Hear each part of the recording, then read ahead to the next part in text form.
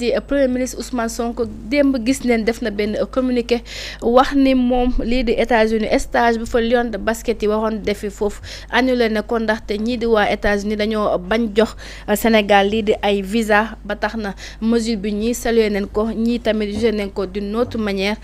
Guèye par rapport ak refus boobu ak li ci Ousmane Sonko wax mi di premier ministre. waaw di rafetlu décision bi nga xamante ne son excellence le premier ministre Ousmane Sonko jël na ko. parce que état aussi bu fekkee ne tey dañ koy natt du ci ay ressources minières am nga koy natt mais da nga koy natt ci diplomatie bi et c'est très important c'est pas parce que ñun dañu nekk ay état yu ñu tuddee pauvre état pauvre ak sous-développé ay nit ñooñu ko tuddee te ñooñu ko tuddee seen développement ba tax ñu woowee leen ay puissance su ñun la jógee donc ñun complexe bi fi nekkoon daf fi dañ parce que dirigeants yi fi nekkoon c'est des dirigeants yoo xamante ne dañ leen a bàyyi woon ci merci wu impérialisme bi ay dirigeants yoo xamante ne tey yow benn dogal amoo ko ci sa biir réew ñoo yore sa xaalis yor sa gouvernement sa ministère ñoom ñooy xool nuñ koy defee sa revenu yi ñoom ñooy xool nuñ koy defee yii seen entreprise yi nga xam ne ñoom lañ jël samp ko sa réew ñoom ñooy xool nu mu leen neexee ñu fay fayee seen i taxes ay am yoo xam ne sax dañ lay imposer nga exonérer ko suuf si tamit dañ koy jël nu mu leen neexee di tibb di yóbbu yow sa suuf moom daanaka rek tur ba rek a fi nekkoon mu mel ne damay ñëwaat comme ni ma ko waxee woon démb en 1960 bi ñuy dem te tàggalikook France ñu ñuy jox suñu indépendance dafa am fukki charte muy les 11 accords coloniaux yoo xam ne kii nga xamante ne moo di le général de Gaulle moo ko jëloon bàyyi ko fi teg fi nag ay ñoo xam ne ay dirigeants yoo xam ne ñoom la ñu wóolu ñoom ñoo leen tàggatal seen bopp ku mel ne Senghor ku mel ne Houphouët-Boigny ku mel ne pays bu ci nekk rek dañoo fa teg ñoo xamante ne wóor la ne. bu ñu nee waaw bu nee déet kenn ñu fi doon résister ñëpp gis ngeen fu ñu mujjee ay Sékou Touré ay Modibo Keïta ak ñu fi nekkoon di leen résister ñëpp fa ñu mujjee ba ci Thomas Sankara mi nga xam ne tey. Sékou Touré kii nga xamante ne tey. moom Kwame Nkrumah bëri nañu et tant d'autres le Congolais bi nu mu tuddati bi daggate woon comment il s'appelle. Samuel Doe. non pas Samuel Doe Congolais la. lu ma dal te gars yi jël ko daggate ko def tas ko bon doy na war dal indi quoi. bëri nañu Lumumba Patrice Lumumba. voilà Lumumba laa la bëggoon ñëw. donc képp koo xam ne nekk nga africain taxaw def comme li fi Ousmane Sonko di def wala lu koy nduru yama nañ la mais paradigme de changement dafa am Afrique bi fi nekkoon léegi dafa nekkatu la Afrique dafa màgg Afrique dafa peese boppam boo xam ne toll naa nit ñëpp war a toll heure nag jot na à ce que doomu Afrique yi delloowaat seen buum def union africaine ak intégration africaine te man je pense que comme ni ko Binta waxee je suis mieux placé pour mën a taxaw wax ci loolu parce que kuréel bi nga xam ne tey moom laa jiite muy fédération africaine des associations des descendants des tirailleurs sénégalais mu nekk fukki dëkk ak juróom-ñaar yoo xam ne ñoom ñoo composé le corps des tirailleurs sénégalais ñu tax leen ci Afrique. ma jiite seen sëdi tey on est 16000 membres. mais tey c'est un pont lay doon pour l'intégration africaine ak régionale. parce que tant que defuñu loolu dañuy fragile. c'est vrai léegi nag dire non à l'impérialisme ñi fi nekkoon mosuñu ko wax kenn daawu ko wax Sonko li mu defu kilifa la te ñoom bi ñu ñëwee ba léegi jalon yooyu la bi jiitu mooy ba ñu faloo rek pour la première fois de l'histoire du Sénégal président Sénégal bu ñu la falee tey dans les 48 heures qui suivent da nga fiy jógee dem France. parce que mais moom Guèye dogguma la mais dafa zappé kii di États-Unis daa def clin d'œil chinois yi. mais bien sûr parce que tey l'État n'a amatul partenaire xam nga lu mu am ay intérêt gis nga Sénégal nekkuñu fi pour Chine nekkatuñ fi pour France nekkatuñ fi pour Amérique. ndax njëkk yu mag yëpp li ñu am sama borom dénk nañu ko nag léegi nag te teg nañ ci suñu loxo. c'est vrai boo mënoo am gaz am pétrole sa réew am zircon am lithium am fanweeri matière ak ñett yoo xam ne da nga ko bàyyi woon ay doomu aadama ba pare boole ci ñàkk fayda non mënut a nekk ba pare ñu lay tuddee pays pauvre non loolu day dagg ñun pauvretuñu dañu appauvrir woon li ñu ñàkkoon heure mu jot na ñu jël si ko comment mooy réciprocité léegi loolu moo am boo nee ma benn man la d'accord benn téyel man la ma jël sama yëf xam nga Sonko dafa def réponse boo xam ne tontu la te wax amu ci ku ne nag ñaa ngi koy interpréter mu ne Sonko ba tey waxul dafa may ñu leen visa ñëw leen bu leen ko defete États-Unis ñëw leen ngeen defee ko Afrique loolu tontu la. tey jii imaginer ambassade États-Unis boo fa demee ni ñu toroxalee Sénégalais yi foofu mais dafa ñaaw ci ay xeer la ñuy yendu suba ba ngoon nu jox la rendez-vous boo xamante ni 6 heures du matin xaw ma 5 heures 30 nga dem fa jël ay briques xeer toog mel na yow dañ la dig paradis te ñooñu fa nga jëm am na su ñoo xam ne bu ñu añee du ñu reer te la ñu yor amaana Afrique bii la jógee nga dugg ci biir fay 250 000 yoo xamee ne amaana sax sa visa bi wuurul pour ñu may la ko wala ñu bañ la ko may. mais est-ce que c'était nécessaire ci benn communiqué bi nga tudd ci ñaari tur dëkk yi bokkul. si il faut mu tudd leen ñu si parce que lu xew lu ay di njàmbat parce que coow li mooy entre Chine ak fële ñun ñoo am suñu partenariat États-Unis yoratul dara la mu am yëpp moom mi ngi daw di ko jege ci Chine. tur woo moo fa nekk nañu waxante dëgg États-Unis fa mu nekkoon dara dafa nekkatul ils n'ont que la grande gueule ñun nag Afrique dafa jot ci. premier ministre Ousmane man tournée bi mu defoon man dama ci kontaan woo ay voisins woo ay frères am ñii ñooy suñuy mbokk ay Mali Burkina Kelle nan la ñu mën a jaar. ba boolee suñuy force mu doon benn bu ñu amati complexe benn état parce que tu es américain wala boo ñu wooyee ñu daw ñëw wala Sonko c'est le premier ministre. de la République du Sénégal. Diomaye mooy suñu président de la République. tey jii lu mel ni kii ba mu ko defee France dafa jël avion Thomas Sankara. dafa jël avion dem France Mitterrand boole ko ak le premier ministre xamul le ministre des affaires étrangères pour mu accueillir ko mu yéegaat ci avion bi ne ko taalal delloo ma sama dëkk man chef d'état laa. chef d'état moo may accueillir. d'accord état yi nañu am fulla nañu am fayda. ñun bu ñu jotoon ci ku mel ne Ousmane Sonko yaa 20 ans ci ginnaaw réew mi du teg ci fii ñu nekk. d'accord kon romb nañ fi. d'accord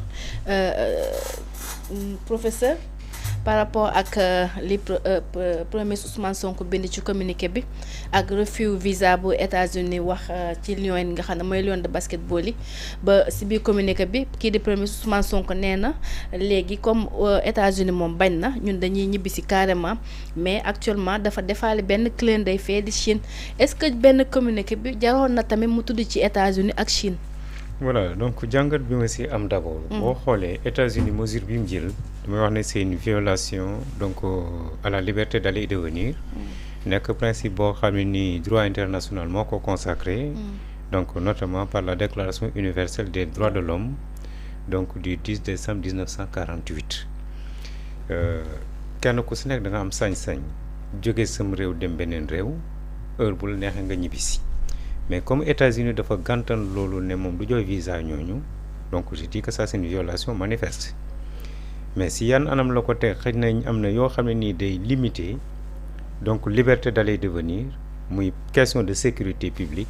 ou bien question ordre public. loolu su si amul yow waroo mën a toog ne ñii duma leen jox ay visa d'autant plus que ñoom dañ def pour def compétition loolu bi mu amee ñi nga xam ne nii ñoom ñoo yor suñu pouvoir bi. ñoom aussi war nañ mën a def ay mesures de réciprocité parce que je dis que il est temps que l'Afrique également impose des visas si état yi nga xam ñu ngi koy imposer suñu ay doom. États-Unis jël na mesure boobu li ñuy xaar aussi ñi nga xam ñi ngi fi nekk. fexe ba nga xam ne ni nañu instaurer benn mesure de réciprocité comme quoi que bépp citoyen américain ak foo mën di jógee si bitim réew war a dugg fii. na nga am visa. loolu professeur du nuyu ak fayanto non du question fayanto je dis que mesure de réciprocité dafa war a mën a am les citoyens américains yi nga xam ñu ngi ci dëkk bi en situation irrégulière régularisé wala ñoom ñu delloo leen loolu dafa war a nekk Afrique parce que je ne peux pas comprendre donc yow nga def des ports donc barrières à l'entrée ñun suñu bëggee dem ay visa la alors que ñoom heure bu ñu bëggee ñëw il est temps que mesurer moo ko mën a faj mais boo xoolee États-Unis et dans son droit pays bu nekk mën nga imposer ay visa kon ñun aussi en tant qu'Africain il est donc temps que l'Afrique impose des visas donc ak ñi nga xam ne ñi ngi ñu koy imposer donc beneen aspect bi Ousmane Sonko est en droit mu lorgner donc du côté de la Chine tisse ñoom ay relations voilà donc loolu aussi il faut ñu bàyyi ci xel bu baax loolu mooy politique bi politique de réciprocité mesure de réciprocité yooyu bu amul donc toujours Afrique dañ ñuy sàggane maanaam bu ñu bëggee dem ñun toujours ay problème la alors que ñoom bu ñu bëggee ñëw suñu réew. mais est-ce qu'il était nécessaire de le mettre ci benn communiqué bi est-ce qu'il n'était pas judicieux mu communiquer par rapport aux États-Unis ba pare ba loolu féetee boor soit suy génnaat pour wax ci digganteem ak Chine mu defee ko noonu. waaw loolu nga wax dëgg la mais yaakaar naa ne réaction bi aussi li ñu doon xaar ki nga xam ne ni mooy ambassade bi fi nekk. fii biir Sénégal toog ak fi waa États-Unis jaadu woon na aussi par la voie diplomatique. ñu jéem a xam quel est le motif de ce refus. Voilà. Parce que ñi doon dem pour defi compétition. xëj na ñoom parce que diplomatie aussi kenn du ko teg si penc mi si suuf lañ koy doxal donc si kaw loolu nag réponse bi nga xam ne kooku mi ngi leen koy jox donc par rapport ak refus boobu ñun aussi ñu jéem a xool yan mesure lañ war a mën a jël. ba tax na ëllëg si biir suñuy doom bu ñuy jëmandi visa dina leen ko jox wala bu leen ko gàntalee aussi mooy li muy wax ñu instaurer ay mesures de réciprocité parce que am na si sañ-sañ. ba nga xam ni bépp américain boo xam ne yaa ngi bëgg a ñëwaat fii Sénégal wala américain yi nga xam ñu ngi biir Sénégal fii il faut que ñu régulariser seen situation wala ñu jox leen un délai pour ñu génn réew mi donc il faut oser et il est temps que l'Afrique mu oser jël ay responsabilités bu mat sëkk. D'accord merci beaucoup professeur Diallo. waa dëgg la bon pratiquement déglu naa ñi nga xamante ne jiitu nañ ma te tamit wax nañ lu am solo tamit par rapport ak question bi waaw mais tamit il faudrait que ñu def attention bu baax a baax. Voilà. États-Unis dafa nekk le centre du monde libre bu ñu waxee les institutions de Bretton Woods principalement américains yi ñoo nekk les actionnaires majoritaires il faudrait que ñu def attention ci ay affaires yu bari diplomatie du xët-xët wala bëgg a woon ne fulla ak fayda sur des questions yoo xamante ne au finish ça ne fait pas avancer les choses état du réagir comme une tierce personne comme bu doon man la nii quand on est au cœur de l'état on réagit pas par rapport à des sentiments parce que le principe aussi de la réciprocité doon na lu baax mais est-ce que lu gën la parce que bu ñu duggee un peu dans l'histoire des peuples boo jëlee lu mel ni Chine jamono Mao Zedong bu mu lancé le grand bond en avant rattraper les États-Unis en 15 ans l'Angleterre en 7 ans grand bond bi dafa échec lamentablement mu nekk un très grand recul ci Chine mu plongé waat Chine dans la paupérisation parce que boobu mu ngi bëgg a lancer le grand bond en avant sans les moyens parce que il fallait avoir d'abord la technologie occidentale parce que jamono boobu dafa lëkkaloo woon ak Russie bon léegi nag bu jamono ñoom Deng Xiaoping ñëwee moom moo indi des réformes libérales en Chine ci la lancé slogan boobu peu importe la nature des chats qu'ils soient gris ou blancs ou noirs l'essentiel qu'ils attrapent des souris c'est-à-dire en d'autres termes l'efficacité boobu la Chine lëkkaloo ak France mu bénéficier aussi ci technologie occidentale bi parce que après en 1960 ci la amee bombe atomique boo ñëwee fii en Afrique Samuel Doe bu mu defee woon coup d'état jàpp Tolbert dañ ko ne woon mu bañ a exécuter Tolbert il l'a fait juger mu condamné lu ko war ko exécuter te bul fàtte ne Libéria c'était le prolongement des États-Unis en Afrique moo tax boo xoolee drapeau Libéria bi pratiquement dafa similaire avec le drapeau américain. Les couleurs. waaw benn États-Unis 50 étoiles yi c'est les 50 états lay représenté 13 bandes yi c'est les 13 colonies léegi nag Libéria moom benn étoile la moom mooy état bi nga xamante ne dafa nekk biir Afrique moo tax souvent dañ lay wax Libéria ak Éthiopie ñoo nekk pays yoo xamante ne kenn colonisé wu leen Afrique te boo jëlee un peu tamit l'histoire de la Guinée-Conakry. Pourquoi c'est un pays qui a reculé foncièrement? C'est parce que après les indépendances De Gaulle dafa amul lu mu définiroon mooy il faut rester dans la communauté française. Bon, la Guinée avait dit non en 1958 le 28 septembre mooy bu ñu defee référendum bi. Léegi nag il voulait aussi être sous l'assistance de la France. France xamal leen ne boo leen jëlee indépendance vous allez prendre l'indépendance sans l'assistance de la France. Moo taxoon au Sénégal Félix Houphouët-Boigny a reculé et Léopold Sédar Senghor aussi a reculé moo tax dañuy wax ne bu mu fi ñëwee woon ay Valdiodio la fekkoon mais vous savez pourquoi Senghor a reculé et Félix Houphouët-Boigny parce que Senghor c'était un intellectuel, c'est des gens qui avaient compris, mais Sékou Touré malheureusement intellectuellement il était limité parce que c'était un syndicaliste donc mënuloon bokk même niveau intellectuel que les autres moo tax ñële finalement ils ont négocié d'essayer dans la communauté française moo taxoon en 1960 la France ne pouvait plus continuer à entretenir toutes ses colonies finalement moo tax mu mujjee leen bàyyil ñu jël indépendance Sénégal bu muy jël indépendance moom ak Mali ñoo jëlandoor indépendance c'était le Soudan français moo jël indépendance en 1960 après fédération bi éclaté là dans la nuit du 20 au 21 août 1960 léegi nag gis nañu ne cela a permis au Sénégal à la Côte d'Ivoire d'être les locomotives de l'UEMOA bon contrairement boo demee dëkk bu mel ni Nigéria France colonisé wu ko anglais ñoo colonisé gis nañ ba léegi Nigéria c'est un géant au pied d'argile mais boo jëlee aussi Ghana gis nañu benn moment bu mu jëlee indépendance dafa demoon ba finalement Ghana dafa nekkoon ci benn impasse économique boo jëlee fii ñu gënoon génn en Afrique de l'Ouest ghanéens yi la ñoom ñoo nekkoon dans la précarité dans le grand banditisme dans la rue ci affaire yu bari yoo xamante ne bëgguma ko tudd parce que ci télé lañ nekk. D'accord. Donc loolu yëpp pour wax la ne du bëgg a wone sa souveraineté wala bëgg a wone ne da nga souveraineté amoo les moyens de ta souveraineté parce que gis nga boo jëlee États-Unis du dëkk bu ndaw ay fédération la c'est un ensemble d'États. États-Unis dafa bëri am na zone yoo xamante ne dafa bëri pétrole boo jëlee côté océan Atlantique bi parce que bul fàtte ne dafa nekk